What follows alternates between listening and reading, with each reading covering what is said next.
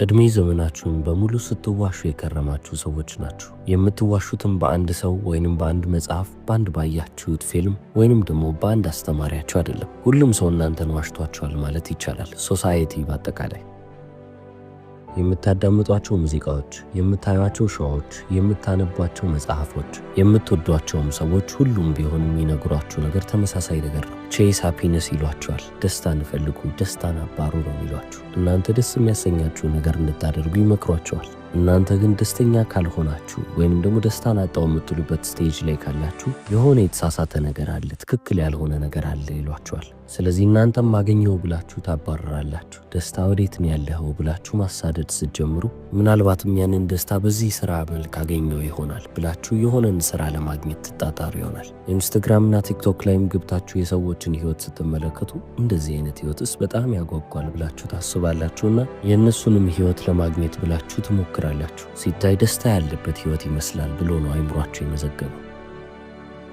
ታዲያ እነዚህ ነገሮች የበለጠ እያሳደዳችሁ በመጣችሁ ቁጥር የበለጠ ዊከር እየሆናችሁ ወይንም ደግሞ እየደከማችሁ ነው የምትመጡት። ከላይ ስትታዩ በጣም ደስተኛ ትመስላላችሁ። ሁሉም ሰው እናንተን ይመለከታል። ምንም ያልሆናችሁ ትመስላላችሁ። አዎ እናንተም ልብ ልትሉት አትችሉም። ቀስ በቀስ ግን እየደከማችሁ ትሄዳላችሁ። ስለዚህ አሁን እኔ ላስታውሳችሁ የመጣሁት ከኮምፈርት ዞናችሁ እንድትወጡ ለማድረግ ነው። ኮምፈርት ዞን ወይንም ደግሞ ይሄ የምቾት ክልላችሁ የእናንተ አደጋ ዞን ነው። ለመጨረሻ ጊዜ ከባድ ነገርን አስተውላችሁ ወይንም ደግሞ አቅዳችሁ ያደረጋችሁት መቼ ነው ብላችሁ ትመልሱልኛላችሁ። ግቦቻችሁ ሲያስፈሯችኋል ወይ? ስትመለከቷቸው ይህንን ነገር ግን ባላደርገውስ የምትሏቸው ናቸው ወይ? እነዚህን ጥያቄዎች መመለስ ከከበዳችሁ እንግዲህ የቆማችሁበትን መሬት ሊባል አይችልም። በቃ ኦልሬዲ ወድቃችኋል ማለት ይቻላል። በጣም አስፈሪ የሚባለው ነገር ምንድን ነው ካላችሁ እናንተን እየረበሻችሁ አለመሆኑ ነው። ኮምፈርት ዞናችሁ ውስጥ ወይንም ደግሞ የምቾት ክልላችሁ ውስጥ ቁጭ ብላችሁ ሰላም ተሰምቷችሁ የምትቆዩ አይነት ሰዎች ከሆናችሁ በጣም አደገኛ ስቴጅ ነው።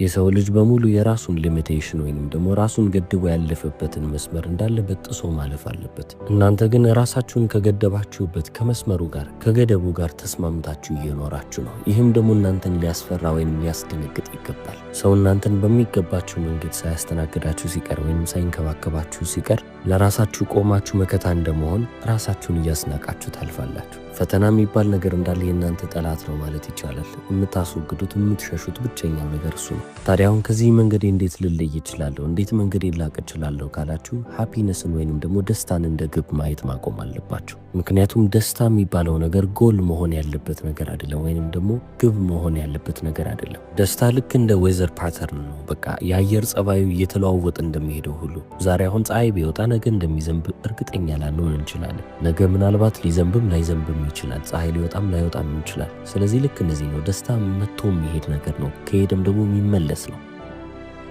ስለዚህ ደስታን እንደ ስትራቴጂ ወይንም ደግሞ እንደ ፋውንዴሽን እንደ መሰረትም ልትመለከቱት አይገባም። ስለዚህ ህይወታችሁን ስትገነቡ ሃፒነስ የሚባለውን ወይንም ደግሞ ደስታ የሚባለውን ነገር ላባር እያላችሁ በዛ አመለካከት ከጀመራችሁ ተሰባሪ የሚባለውን ማንነታችሁን ይዛችሁ የምታልፉ ሰዎች ትሆናላችሁ። ሁሉም ነገር እናንተን መጉዳት የሚችል ወይንም ደግሞ መስበር የሚችል ይሆናል። ስለዚህ ከዚህ በኋላ ደስተኛ መሆን እፈልጋለሁ ወይንም ደግሞ ደስታን ላባር ብላችሁ መንገዳችሁን ከመጀመራችሁ በፊት ቆም ብላችሁ አደገኛ መሆን እፈልጋለሁ ብላችሁ እንድታስቡ ነው የምፈልገው። አደገኛ ስለአሁን ምን ማለት ነው? አንቲ ፍራጃይል የሆነ ሰው መሆንን ይጠይቃል። ይህ ማለት እናንተን የሚሰብራችሁ ምንም ነገር እንደሌለ የምታውቁና የምርም ደግሞ የማትሰበሩ ሰዎች መሆን አለባችሁ። እዚህ ዓለም ላይ በጣም አደገኛ የሚባለው ሰው ምን አይነት ሰው ነው ካላችሁ ትልቅ የሚባል ጥፋትን ማድረስ የሚችል ሰው ነገር ግን ያንን የማያደርግ ሰው። በቃ አቅም አለው ነገር ግን ደግሞ አቅሙን ለጥሩ ነገር ብቻ ነው የሚጠቀም። አንድ ምንም ቢያደርግ መጉዳት የማይችል ሰው ምንም አይነት ጉዳት የማያደርስ ሰው ሆኖ በህይወቱ ቢቀጥል ምናልባትም ጥሩ ሰው ነው ትሉ ይሆናል።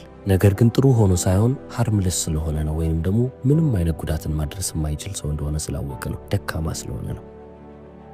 ያንን ተመሳሳይ ሰው አቅም ስጡትና እስቲ የምርም ይሄ ሰው ጥሩ ሰው ነው ወይስ አይደለም የሚለውን ታያላችሁ። ነገር ግን ምንም አይነት ኃይል ያለውን ምንም አይነት ስልጣንና ምንም አይነት ጉልበት ያለውን ሰው ተመልከቱት። ያ ሰው ቫዮለንት ከሆነ የምርም ደግሞ ጉልበቱን ለመጥፎ ነገር ተጠቀመው፣ አቅሙን ስልጣኑን መጥፎ ለሚባሉ ነገሮች አዋለው ይባላል። ነገር ግን እነዛን ሁሉ አቅም ይዞ በጥሩ ነገር ካዋለ የምርም ያ ሰው ጥሩ ሰው። ስለዚህ እናንተ ምንም ያህል ገንዘብ ቢኖራችሁ ምንም ያህል ኃይልና ዝና ቢኖራችሁ እነዛን ሁሉ ነገሮች ለክፉ ነገር የማትጠቀሙ ሰዎች መሆን አለባችሁ። የዛኔ ዌል ሪስፔክትድ የምትባሉ በሰዎች ዘንድ የምትከበሩ ለክብራችሁም ደግሞ ምንም አይነት ነገርን ማድረግ የማይጠበቅባችሁ አይነት ሰዎች ትሆናላችሁ። አደገኛ ሆኖ ስል ይህንን ማለቴ ነው።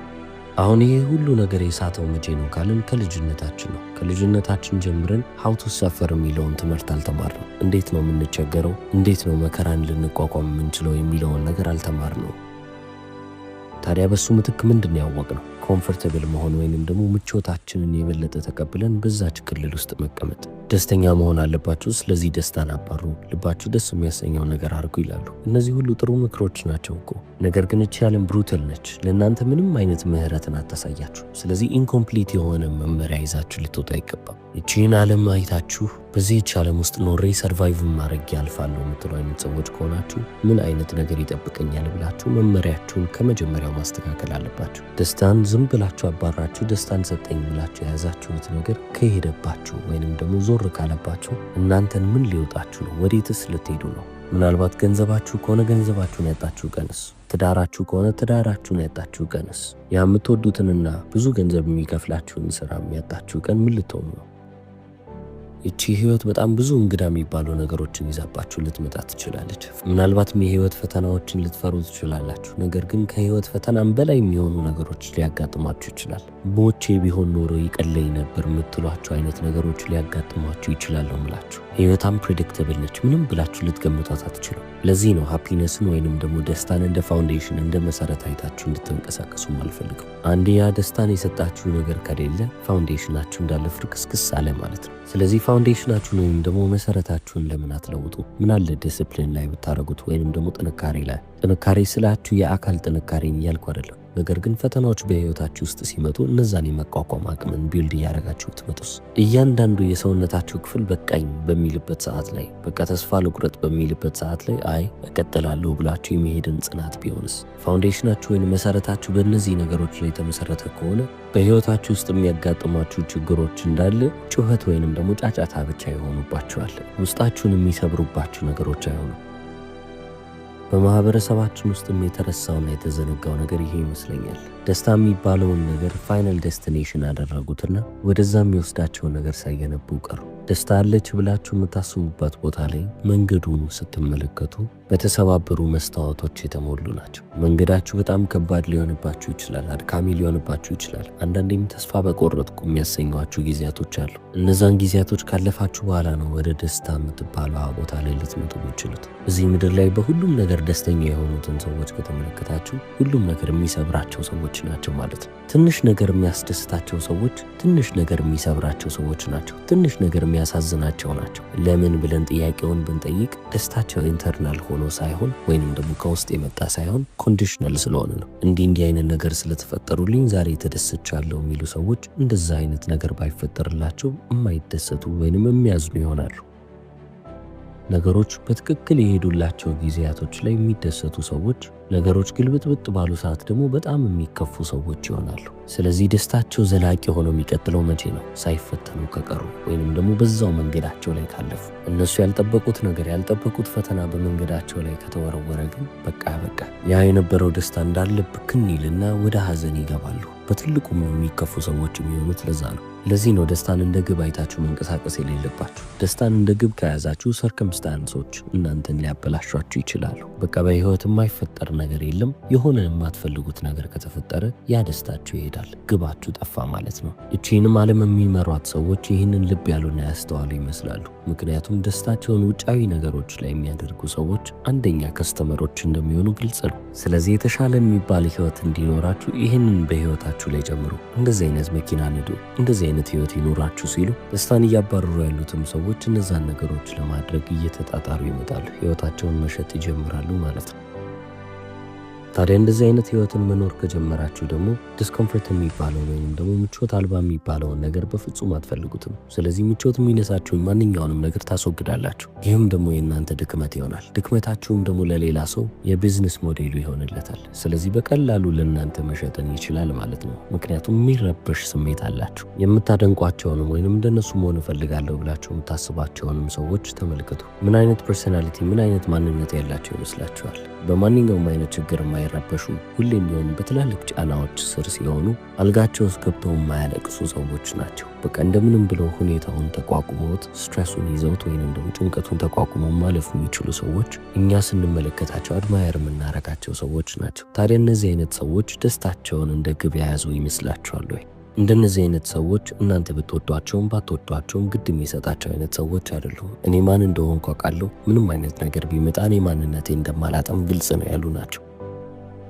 እንደነዚህም አይነት ሰዎች በጣም አደገኛ የሚባሉ ሰዎች ናቸው። ለምን ካልን ሰዎችን የመጉዳት አቅም ኖሯቸው ሳይሆን ኮንትሮል የምናረጋቸው ወይንም የምንቆጣጠራቸው ሰዎች ስላልሆኑ ነው። ባጣስ ብለው አይፈሩም። በፍርሃታቸውም የሚታሰሩ አይነት ሰዎች አይደሉም። ብዙ ሰው እነሱ ላይ ዛሬ ቢነሳ በቃ ክራምብል የሚያደርጉ ወይንም ደግሞ እዛው ፍርስርስ የሚሉም አይደሉም። ታዲያ አሁን እነዚህ ሰዎች ደስታን ከሚያባርሩ ሰዎች ይልቅ በውስጣቸው ትልቅ ሰላም ያላቸው ሰዎች ናቸው፣ የተረጋጉ ናቸው። እንደዚህ አይነት ሰላምስ እንዴት ሊያገኙ ቻሉ ብላችሁ ከጠየቃችሁ ሰላማቸው የተደገፈው ውጫዊ እነሱ ኮንትሮል ማድረግ የማይችሉት ወይንም ደግሞ መቆጣጠር የማይችሉት ነገር ላይ ሳይሆን መቆጣጠር የሚችሉት ነገር ላይ የተደገፉ ሰዎች ናቸው። ውስጣቸውን ገቨርን ማድረግ የሚችሉ ማስተዳደር የሚችሉት ናቸው። አዲስ ፈተና ቢመጣባቸው እስከ ዛሬ ያለፍኳቸው ብዙ ፈተናዎች አሉ፣ ይህንንም ለምንድን ነው ማላልፈው እኔ እኮ ነኝ ብለው የሚያልፉ ሰዎች ይሆናሉ።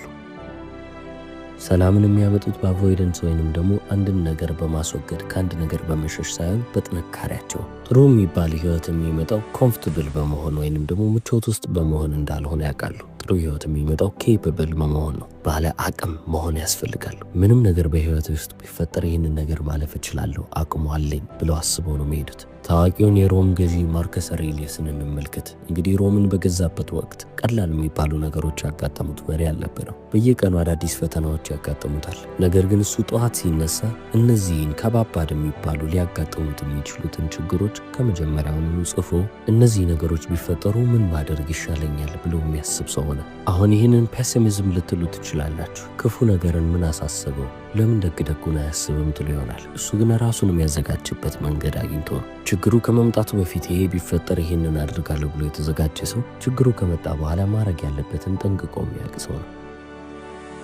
ስለዚህ እናንተም ከባባድ ከሚባሉ ነገሮች ለመሸሽና ለመራቅ ሞክሩ። ከባባድ የሚባሉ ንግግሮች፣ ከባባድ የሚባሉ ስራዎች፣ ከባድ የሚባል ድብርት፣ ከነዚህ ሁሉ ነገሮች ለመሸሽ በሞከራችሁ ቁጥር አይምሯችሁን እያስተማራችሁት እንደሆነ ልብ በሉ። እነዚህን ነገሮች እኔ ሃንድል ማድረግ አልችልም ወይንም ደግሞ መቆጣጠር አልችልም ብላችሁ ለአይምሯችሁ እየነገራችሁት ነው። አይምሯችሁ ደግሞ ይህንን ይመዘግብና የእናንተ ማንነት ያደርገዋል። አንድ ክፍል ውስጥ ለብቻችሁ መቀመጥ የማትችሉበት ጊዜ ይመጣል። ያ ደግሞ ኑሮ የሚባልበት ጊዜ አይደለም። እየኖራችሁ ሳይሆን እየተደበቃችሁ ነው። ድብርትን ኢምብሬስ ልታደርጉ ይገባል። በቃ ልበሱት፣ ምንም ችግር የለውም። ደብሯችሁ ብትውሉ አይምሯችሁ አዳዲስ ነገሮችን እንዲገነዘብ መንገድን እየከፈታችሁ ነው። ስለዚህ መስራት የማይገባችሁን ስራ መስራት ስላለባችሁ ብቻ ልትሰሩ አይገባም። ይህ ማለትም ማለት ነው ያ ስራ እናንተን እየገደላችሁ ከሆነ መንፈሳችሁን እያደከመባችሁ ከሆነ በቃ መስራት የማትፈልጉት ህሊናችሁ ውስጣችሁ የማይፈልገው ስራ እንደሆነ እያወቃችሁ ኪራያችሁን ለመሸፈን እዚህ ምድር ላይ ሰርቫይቭ ለማድረግ ወይንም ደግሞ ለመትረፍ ብላችሁ የምታደርጉት ከሆነ ትሞታላችሁ። ያው እየኖርኩ ነው ብላችሁ ታስቡ ይሆናል። ነገር ግን ሞታችሁ የምርም ደግሞ ትክክለኛውን ሞት የሚጠብቅ ሰው ሆናችኋል።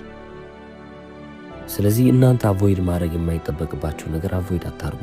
ብቸኛ ላለመሆኑ ብላችሁ የማይጠቅማችሁ ሪሌሽንሽፕ ውስጥ አትግቡ። ይህንን ስራ ባጣ ያለምንም ስራ ቁጭ ላለሁ ገንዘብ አይኖረኝም ብላችሁ የማይጠቅማችሁ ወይንም ደግሞ እናንተን እየገደለ ያለውንም ስራ ልትሰሩ አይገባም። በእነዚህ ውሳኔዎች ነው ራሳችሁን እያጣችሁ የምትመጡት። በቃ ማንነታችሁ እንዳለ ባዶ እየሆነ ይሄዳል። የሰው ልጅ ሰውነትም ለኮምፎርት ወይንም ደግሞ ለምቾት ዲዛይን የተደረገ አይደለም፣ ለቻሌንጅ እንጂ። ሁሌም ቢሆን ፈተና ያስፈልገዋል። አያቶቻችንን ከተመለከትን በእነሱ ጊዜ ከባድ የሚባለውን ነገር ሲመጣባቸው አዳፕት እያደረጉ ወይንም ደግሞ እየተላመዱ የመጡ ናቸው። ታዲያ በቅድመ አያቶቻችን ጊዜ ወደ ኋላ መለስ ብለን እነሱ ምን አይነት ግብ ይዘውን የመጡት ካላችሁ ደስተኛ የመሆን ግብ አልነበረም። ምንም አይነት ችግር ምንም አይነት ፈተና ቢመጣ ያንን እወጣዋለሁ የሚል አመለካከትና አስተሳሰብ ስለነበራቸው ነው እነዛን ሁሉ ከባድ ነገሮች አልፈው እዚህ ሊደርሱ የቻሉት። ያንን ባያደርጉ ኖሮ ዛሬ እኛ እዚህ ላይ ሆነን ማውራትም መነጋገርም አንችልም ነበር። ስለዚህ ሁላችንም ደም አለን፣ ያ ወኔ አለ። ያንን ወኔ ደግሞ እየገደልነው ነው ምን ስናደርግ? ኮምፎርት ዞናችን ውስጥ ስንቀመጥ። ከኮምፎርት ዞናችንም ወጣ ብለን ህይወታችንን መለወጥ መቻል ይጠበቅብናል። ያንንም የምናደርገው የማንፈልገውን ነገር እያደረግን በሄድን ቁጥር ነው። ምቾት የሚነሳንን ነገር የበለጠ እያባረርን የበለጠ እያሳደድን ህይወታችንን ማስተካከል የምንችልበትን ሁኔታ እንፈጥራለን። የዛሬው ቪዲዮ ይህንን ይመስል ነበር። እስከ መጨረሻው ስለተከታተላችሁ አመሰግናለሁ። ቻው።